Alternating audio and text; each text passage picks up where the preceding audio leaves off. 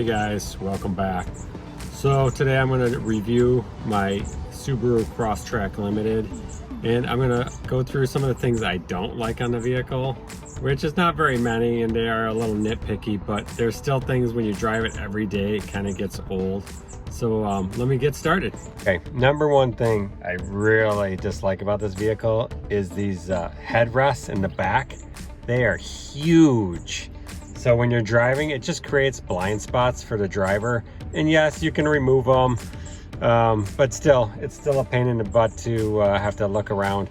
The other thing is, if you look at the middle one, it's really short. So I've seen people remove the two passenger ones and put middle ones there, which personally I would not suggest, because these are at that height for a reason, or close to that height for a reason. So use caution if you try to do that kind of stuff.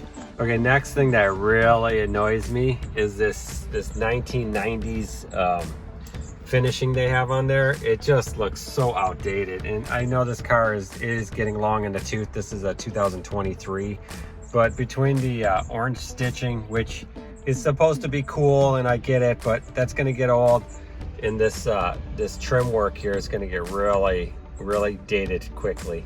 The other thing I dislike is these sun visors. Oh my god, I don't think I've ever seen a sun visor this small. Still gets the job done for most practical purposes, but it is just like tiny. Both of them are tiny. So when you put it up, I mean, when you're driving and you come back, it only covers a small portion. So it's very small.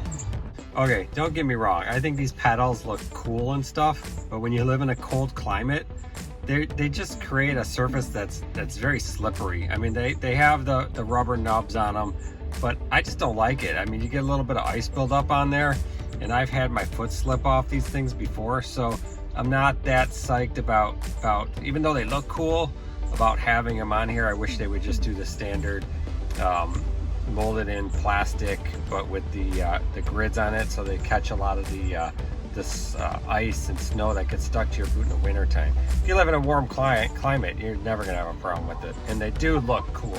Okay, last thing I want to go through is the back seat.